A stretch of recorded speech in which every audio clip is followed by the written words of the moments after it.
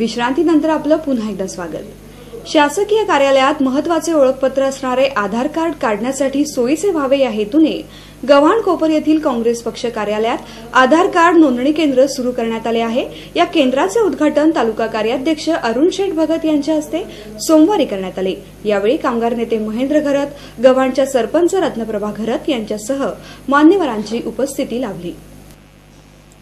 गव्हाण कोपर परिसरातील नागरिकांना शासकीय कार्यालयात महत्त्वाचे ओळखपत्र असणारे आधार कार्ड काढण्यासाठी सोयीचे व्हावे या हेतूने कोपर येथील काँग्रेस पक्ष कार्यालयात आधार कार्ड नोंदणी केंद्र सुरू करण्यात आलं आहे। या केंद्राचं उद्घाटन तालुका कार्याध्यक्ष अरुण शेठ भगत यांच्या हस्ते सोमवारी करण्यात आलं।